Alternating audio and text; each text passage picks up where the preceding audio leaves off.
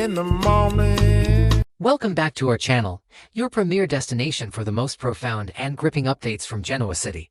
Today is a beautiful day to delve into the powerful emotional currents defining our favorite daytime drama. Let us immediately explore the heart-wrenching developments that are about to forever alter the landscape of the Newman family. For decades, the Newman family has projected an aura of absolute invincibility, a towering legacy built on corporate ruthlessness, immense wealth, and an unbreakable patriarchal structure. They have weathered hostile takeovers, vicious kidnappings, public scandals, and bitter internal betrayals, always emerging from the ashes with their empire intact and their heads held high. However, the most terrifying threats are rarely the ones that arrive with a declaration of war in a boardroom or a dramatic confrontation in a dark alley. The most insidious enemies are those that manifest silently from within, dismantling the very foundation of a person's physical and mental fortitude. This is the harrowing reality currently descending upon the Newman matriarch, a woman who has spent her entire life acting as the elegant, stabilizing anchor for a family perpetually caught in the throes of chaos. The invisible enemy has breached the fortress, and it is entirely immune to wealth, power, and intimidation. The subtle, terrifying decline of Nikki Newman has been a masterclass in the psychological defense mechanism of denial. For weeks, she has been plagued by severe, blinding headaches, a physical agony that she stubbornly attributed to the predictable flare-ups of her multiple sclerosis or the suffocating stress generated by her husband's relentless corporate warfare. Victor Newman's recent obsessions, ranging from the destruction of Matt Clark to the merciless dismantling of Phyllis Summers, created a toxic atmosphere of anxiety that Nikki absorbed like a sponge. In her desperate attempt to maintain the facade of the unbreakable matriarch, she masked her escalating pain behind forced smiles and an unwavering dedication to her duties at Newman Enterprises.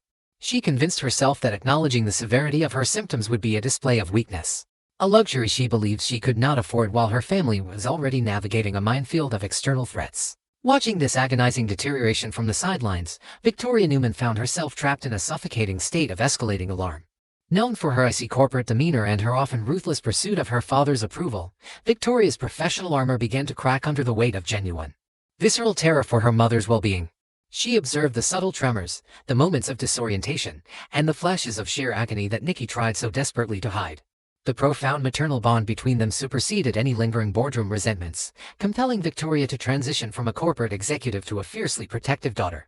She recognized that her mother's stubbornness, usually a badge of honor, was now a fatal liability that needed to be dismantled before it was too late. The breaking point arrived not with a dramatic explosion, but with a quiet, desperate plea born of sheer exhaustion and overwhelming fear. Victoria, abandoning all pretense of corporate stoicism, confronted her mother with a tearful, relentless urgency that finally pierced through Nikki's impenetrable wall of denial. She emphasized the critical, life-or-death importance of early diagnosis, painting a horrifying picture of what could happen if they continued to ignore the blaring alarms of Nikki's failing body. Exhausted by the constant battle against her own physiology and deeply moved by her daughter's raw vulnerability, Nikki reluctantly surrendered. The decision to step through the sterile and forgiving doors of the hospital marked the end of her silent suffering and the beginning of a waking nightmare that would shake the Newman family to its very core. The atmosphere in the neurologist's office was suffocatingly clinical, a stark contrast to the opulent, controlled environments the Newmans usually inhabited. When the doctor finally delivered the preliminary diagnosis, the words dropped into the room with the devastating impact of a bomb. The scans revealed a rapidly growing brain tumor, a malignant mass expanding with terrifying speed within the delicate neural pathways of the Newman matriarch. The revelation was not merely a medical diagnosis, it was a catastrophic disruption of their entire reality. The sheer brutality of the prognosis stripped away all their wealth and privilege, leaving them exposed and entirely powerless in the face of a ruthless biological enemy. For Victoria, the moment the diagnosis was spoken aloud, the world simply stopped spinning. A profound, paralyzing numbness washed over her, a psychological shockwave that temporarily short-circuited her ability to process the horrifying truth.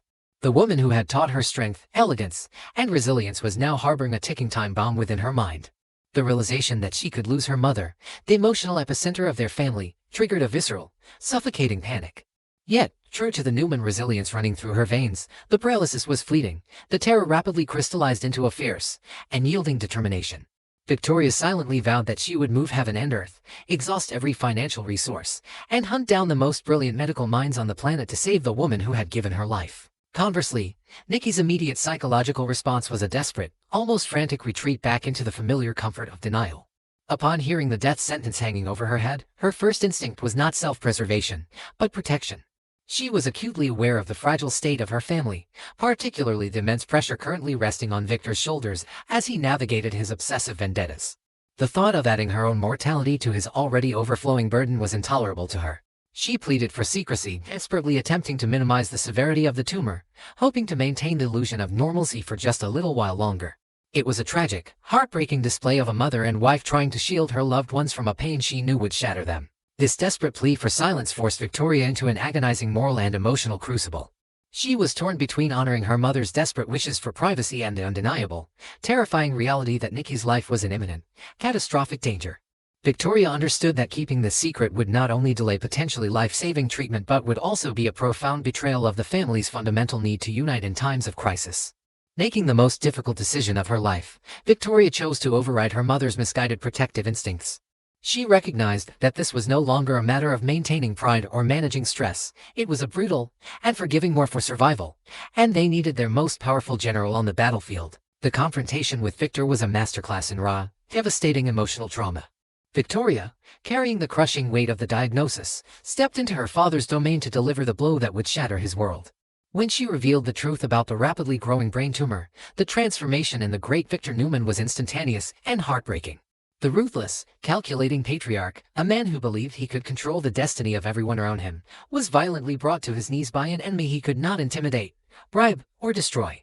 The realization that his beloved wife had been suffering in silence, potentially exacerbated by the very stress he had brought into their home, triggered a profound, suffocating wave of guilt and absolute horror. In the wake of this devastating revelation, a profound and unprecedented shift occurred within the Newman family dynamic. The bitter corporate rivalries, the lingering resentments over past betrayals, and the constant, exhausting jockeying for power evaporated into the ether. Victor and Victoria, two incredibly stubborn and dominant personalities who have frequently found themselves on opposite sides of the battlefield, forged an immediate, unbreakable alliance. Every grievance was instantly pardoned, every past argument rendered utterly insignificant in the shadow of Nikki's mortality. They pooled their immense resources, their fierce intellects, and their boundless love, transforming their collective grief into a highly organized, relentless crusade to secure the absolute best neurological intervention the world had to offer. Tragically, the insidious nature of the tumor did not grant them the luxury of time to meticulously plan their counteroffensive. Nikki's condition, already precarious, began to deteriorate with a sudden, terrifying rapidity that defied even the most pessimistic medical projections. The subtle symptoms morphed into catastrophic neurological failures, necessitating an immediate, frantic rush for emergency medical intervention. The sterile, quiet halls of the hospital were replaced by the chaotic, adrenaline-fueled environment of the intensive care unit. The rhythmic, haunting beeping of the heart monitors and the urgent, hushed voices of the medical staff became the terrifying new soundtrack of the Newman family's existence. The illusion of control was entirely stripped away, leaving them entirely at the mercy of the surgeons and the unpredictable resilience of Nikki's failing body. Thrust into the epicenter of this medical hurricane, Victoria was forced to assume the crushing mantle of the primary decision-maker. With Nikki incapacitated, and Victor battling his own overwhelming emotional devastation, the agonizing responsibility of navigating the complex, high-stakes medical directives fell squarely onto her shoulders.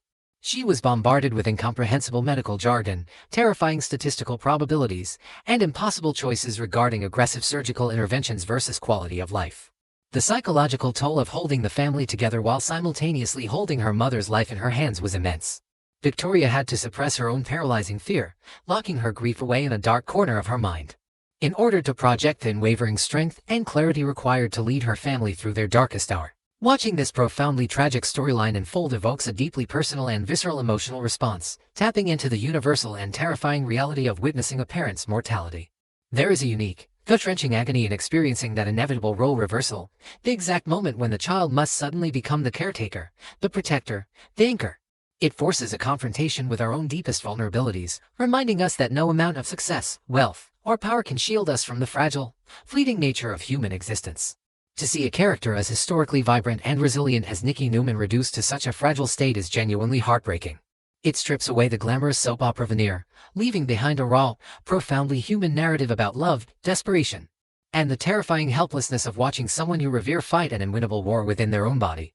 The emotional resonance of Victoria's desperate struggle to save her mother is a poignant reminder of the fierce, unyielding power of family bonds when faced with the ultimate darkness. As the emergency surgical teams scrub in and the Newman family gathers in the sterile, agonizing purgatory of the hospital waiting room, the atmosphere is thick with unspoken terror and desperate prayers.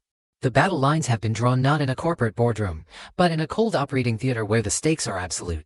Will the legendary resilience of the Newman matriarch be enough to conquer this rapidly expanding darkness? Or is the family about to face a loss so profound it will shatter their empire from the inside out? The fight for Nikki's life has reached a critical, heart-stopping crescendo, and the outcome remains terrifyingly uncertain. Stay tuned, because the next chapter in this harrowing journey will undoubtedly change Genoa City forever.